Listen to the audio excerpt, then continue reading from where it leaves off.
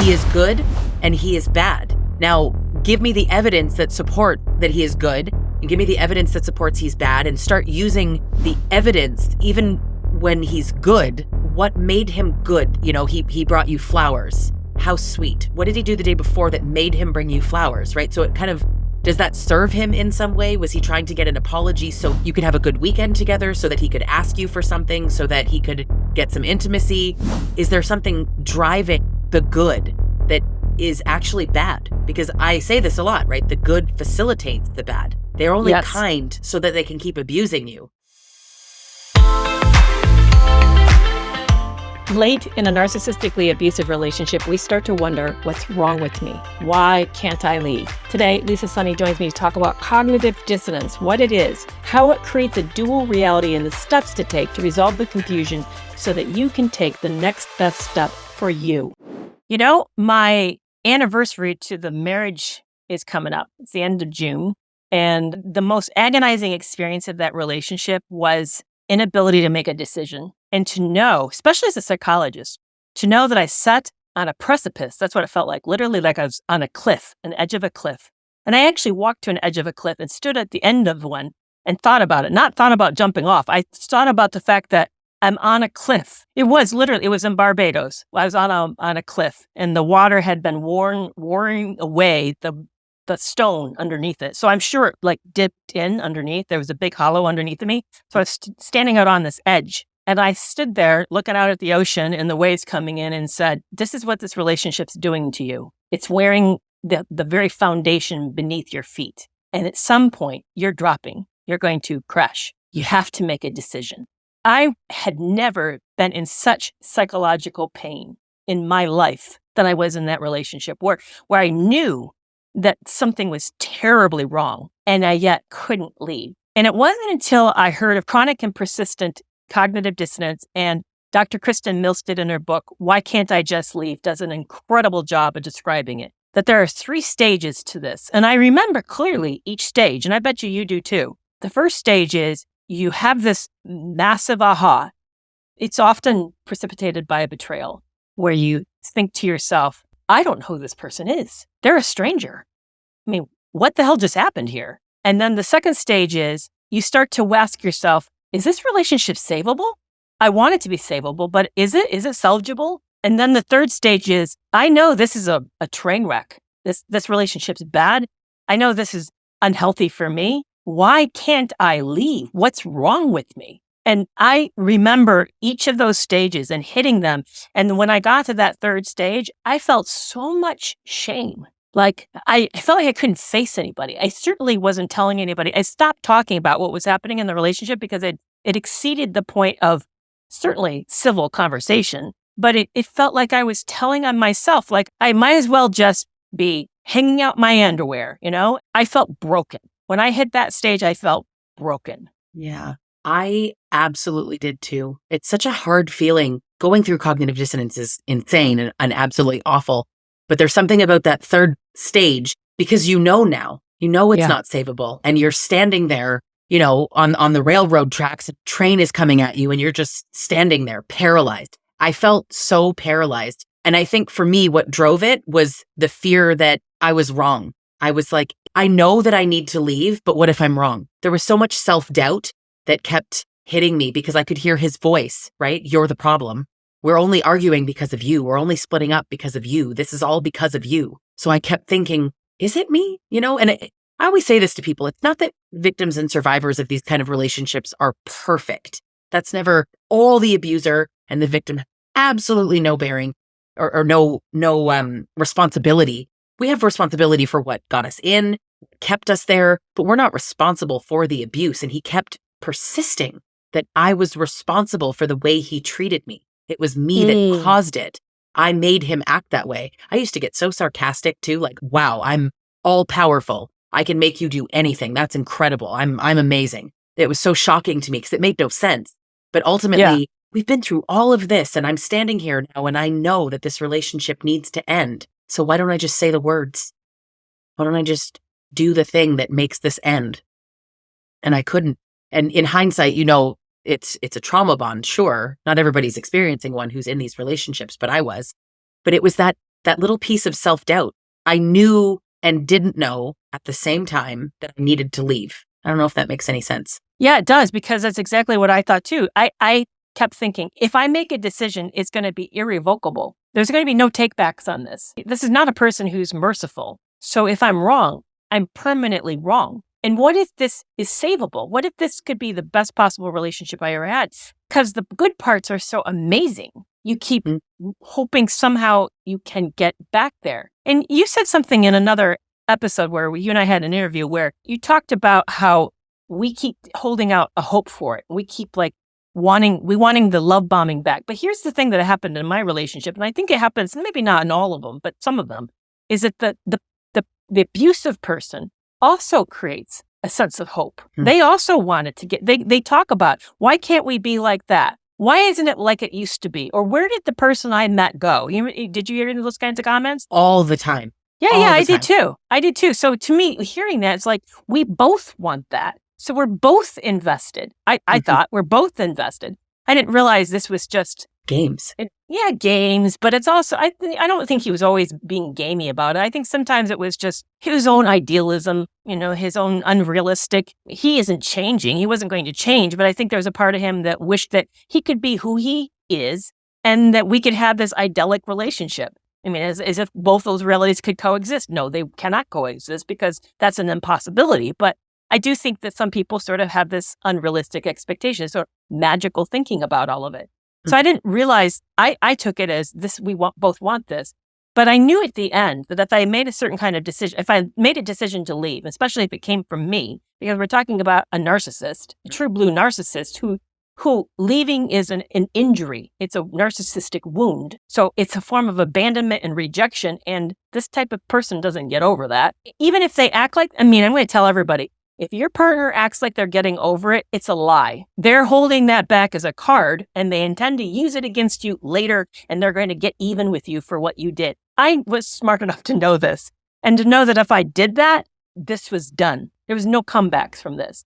And I just couldn't make a decision. So I stayed literally on that precipice for months and months. And I know I hear people talk about years and years, what's so terrible about this is that state of mind is damaging. It's actually, we're not meant to live there. And yet we're living there for long periods of time. Yeah. I'm lucky too that when I think about it, that late stage, it really was months for me as well, not years. And I'm so lucky to have found my way out of it and kind of resolved that even before I'd ever heard the phrase cognitive dissonance. But it's really hard to identify and then hard to take the actions. And you said something to me once that was so profound, that we always want the feelings to be like, I know I need to leave so that you can take the action, but sometimes you need to take the action and the feelings will follow. Yes. That was hard because what I'm hearing is you need to leave so that you can feel good about leaving, but we want to feel good about leaving so that we can leave. Yeah, I realize that, and it's interesting because Dr. Ramani talks about a breaking shelf moment. That's how she puts it. We often, in most areas of our life, we want this to have a clarity. Like even if say that you decide you're going to have a new health plan, you're going to go out and you're going to exercise every day and you're going to eat clean or whatever it is that you decide. And you think, okay, I will implement this when I have the energy, the motivation, and the drive to do this. Well, the problem is, when's that ever going to happen? It's never going to happen. It's like sticking your finger up into the air and asking for the wind to blow on it. It's not, what motivation comes from is from action, not from feelings drive actions. Actions drive feelings. But we think feelings drive actions. We really do. We all believe that. And it's not actually true. So we have to take the action and then we watch our feelings catch up. But here's the other piece about cognitive dissonance that makes it even trickier. And this is the part I think most people don't fully appreciate, but we know because we've been talking about it. Like even in the podcast about trauma bonds, talk about the fact that they're the pain and the comfort. They're the knife and the Band-Aid. Well, what are we saying when we say that? And by the way, that's literally accurate. That's what we're describing. These people are playing both roles. So what happens in cognitive dissonance is there's a duality. There isn't one reality. There is a dual reality. There is the reality of the person you thought you met and that exists in your mind. If I was to ask you, Lisa, describe your partner when you first met them and who you thought you were marrying, you would describe this amazing person that you thought you had fallen in love with. And then if I said, now describe the person that terrorized you, and you never for sure if you're going to have that person walk through the door at night, then you would describe somebody that actually doesn't match. And I bet you'd even say their habits don't match, their preferences don't match, the way they dress doesn't match, even what they do with their free time doesn't match. I mean, I know for me that's the case. The person I met actually didn't exist. He never existed. He was a construction of my ex's mind, based upon what he thought I wanted to see.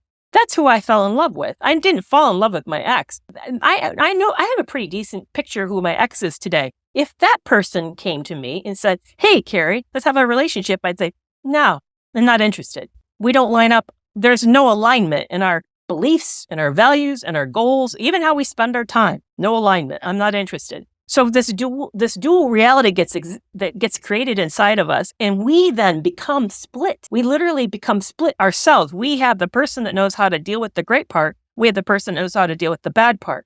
So we're not whole anymore. We've created this two sides of ourselves. And then we're asked our mind to make a decision out of a dual reality. Well, how crazy is that? Like standing, I don't know if you ever watched there's a sci-fi show called Fringe, where you shift into an alternate universe. Can you imagine if you're trying to stand one foot on both universes and then say, now tell me which real world's the real world? They both are real. And you're supposed to make a decision off of it? I can't compute. There's no answer. So we sit there and make no decision at all. And then meanwhile, we know we're not making a decision because we actually don't split. Our mind isn't two pieces. It sits with both realities and says, this doesn't compute, and it makes no decision at all, which is why the damage is happening, because it can't compute. Yeah. Making that final decision, it felt so permanent for me that I was like, if I make the wrong choice, like this is it. And when you think about the other things that it impacts, like family and money and just massive decisions, I get why people are paralyzed. So the question, right? How do you resolve cognitive dissonance? How do you deal with it? There is no like step one, do this, step two. There is and there isn't, of course. It's a massive heavy weight to carry to start thinking about how to get yourself out and make the decision. Yeah, I do think there are some practical steps that help though. And I think that's a great kind of segue. We can start moving into talking about how can you resolve the two realities. You have to decide what is the true reality. And I mean, even that's what you talk about with your clients. You talk about what's actually true. In when we, I use this analogy in a podcast extra. It's as if we are standing with somebody who is a thief or an intruder who's stabbed us and continues to hold the knife, and then we try to hold them close and act as if they're also our partner. They're not our partner. They did not have our best interest at heart. But coming to see that, and that's where people like I see the greatest level of confusion is that we can't accept that this is a changeable situation. It's fixed. This is who this person is. They don't intend to change. Neurologically, they don't intend to. Their brains are now different. It's hardwired different. They have a low capacity for insight, a low capacity for empathy, and they have really not a big desire for intimacy. And there's not tremendous degree of moral codes inside these people. These are fixed traits. They're not like a decision like, today I just want to wear boots instead of my sneakers. It's not that kind of a decision. This is part of who this person is. So part of what I suggest, and I'd love to know what you suggest too, but I suggest people take an example, take a very painful example out of your history and to actually then look at it practically and ask yourself, based on this, what does this tell you about the relationship with this person? I bet people don't realize you can extrapolate enormous amounts of information from someone based upon how they live, their preferences, how they talk about other people, how they spend their time, what gives them purpose, what like makes them find joy. It's called ontological questions. So the first question is, who are they? You try to answer, who is your partner? If you were to describe them and think of it like the worst parts, who are they? Then what they're passionate about? What are they about? What gives them meaning? What gives them drive? And you'll find with most narcissistic individuals, they're lost. They've jumped from topic to item, hobby to hobby, job to job, people to people. they're not like defined. Then you ask yourself, what's their view of people, of the human nature? Do they believe people are good? Do they believe people are changeable? I mean, if you listen to someone speak, you can get a pretty good sense of this person writes everybody off and he's contemptuous and sarcastic and snarky. This is not a person that believes in people are basically good. Or in my case of my ex, he regularly talked about people, women in particular, as if they were objects. This is a person who doesn't see people as people. He sees them as assets, resources.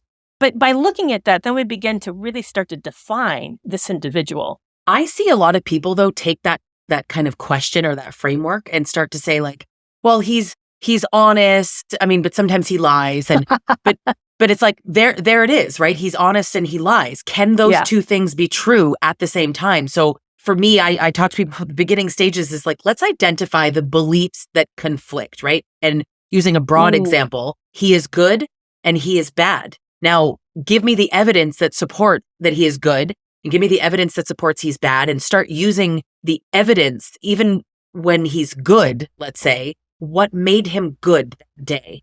He brought you flowers. How sweet. What did he do the day before that made him bring you flowers, right? So it kind of, does that serve him in some way? Was he trying to get an apology so that you could have a good weekend together, so that he could ask you for something, so that he could get some intimacy? Is there something driving the good that is actually bad? Because I say this a lot, right? The good facilitates the bad. They're only kind so that they can keep abusing you. So when you can blow through that good version, destroy that mask, at least in your own mind, destroy that version, you can push yourself more towards, I see them as just bad. Here's another thing that trips people up all the time. And I know you and I hear it all the time. Yes, but you have to understand this person doesn't have a good background. They had a really hard time and their life hasn't been fair to them. And, if you experience that kind of trauma, you wouldn't be a healthy person either. I mean, so you hear I almost picture the violins are out and we're playing some broken victim's theme song. Yeah. And here's the thing, but essentially what you're saying, because again, I love what you just said. Cut through the parts of this that is, we're making excuses and justifications for pretty horrific behavior. And what you're also essentially saying is they can't help themselves. So is that true?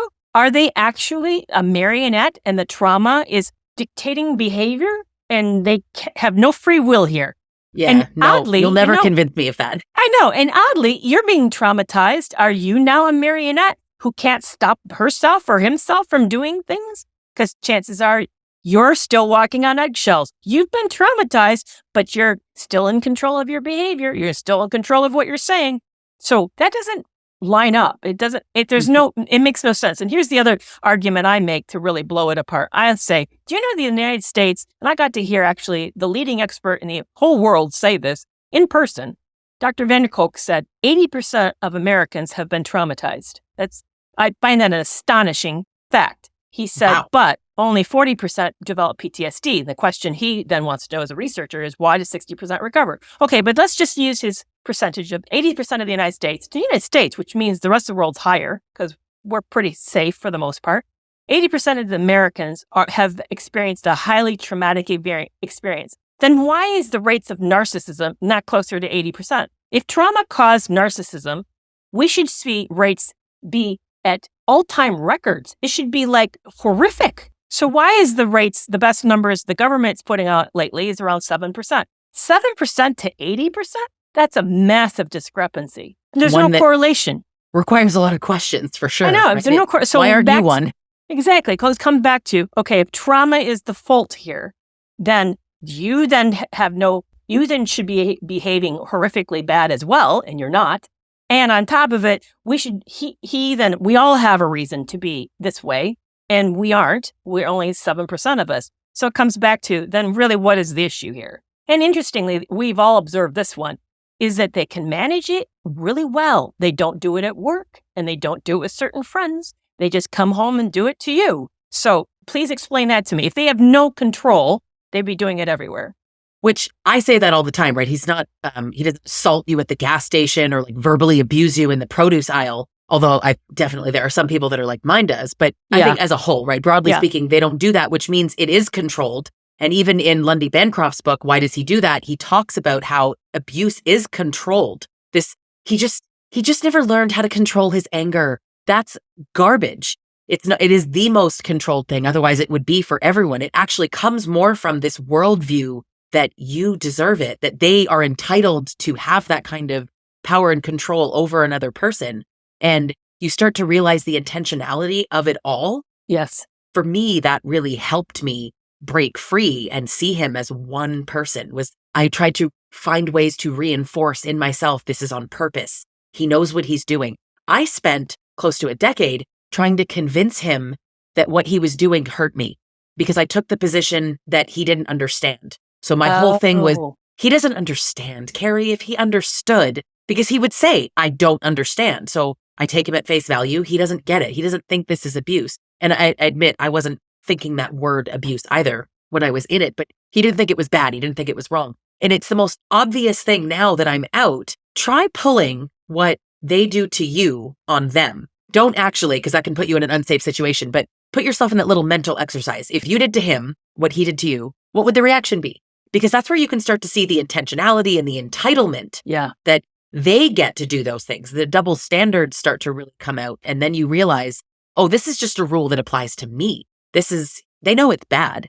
And I mean, I'm being a little sarcastic, but I say to clients too, like, does he see tears flowing from your eyeballs? Does he hear the words coming out of your mouth? He knows. I'm not saying they wake up with the intention to cause harm, although some do and some don't. But when you say X hurts and they do X, they know that it hurts you and they do it anyway. Therefore, it's intentional. Oversimplified, I know. But I think for me, that was the beginnings of how I really started to get it. Yeah.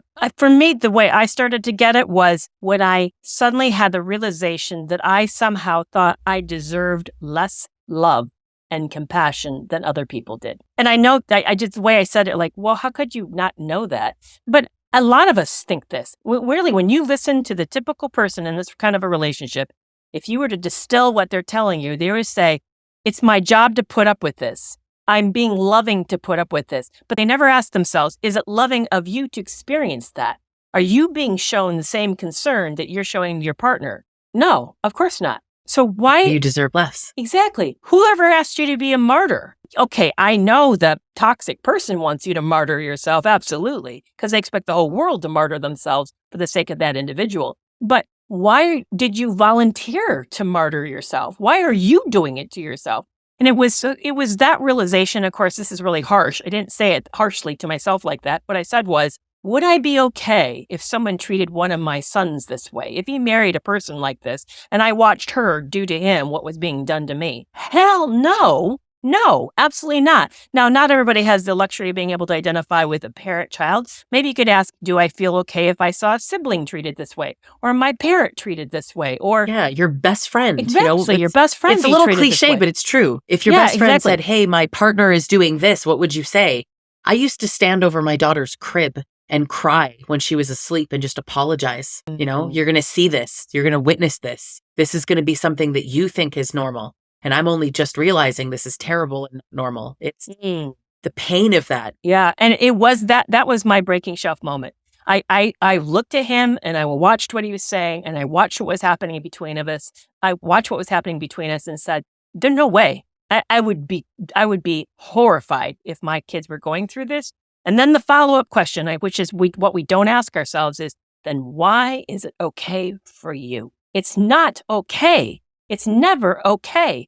And I'll tell you, when I talk to victims and I say this to them, and even saying to them, even to our listeners, if someone is doing this to you, it is not okay. You are worth so much. You are worth more than this. It is not okay. And that for me was a wake up. Then I thought, okay, it was literally like, I could see, like someone pulled the rose-colored glasses off my eyes. And I remember later that day, we sat at the table, it was a picnic table, and I looked at all the families around me and I could see them laughing and loving each other. And I looked at him and then I said, he has never felt this way for me. Why did I think that he had? How could I have missed this? I have seen love. Love doesn't look like this. And I was done. I was done. Yeah. So I'm thinking, and I know that I'd love to know what you think. This stage is hard. It's not like you can just step out of it. It's not like you can just say, okay, I'm turning the page and I'm going to think differently. It's a process, but both of us are kind of talking through our processes, how we got there. And that's the thing I guess I want to leave people with, and I'd love to know what you think. But I think if you find yourself saying, what's wrong with me? I got to leave. What's wrong with me? I would really urge you to push back. Why are you not seeing it? What is it that you're not seeing? For me, it was, how could I think this is okay behavior? Why did I think I deserved any of this?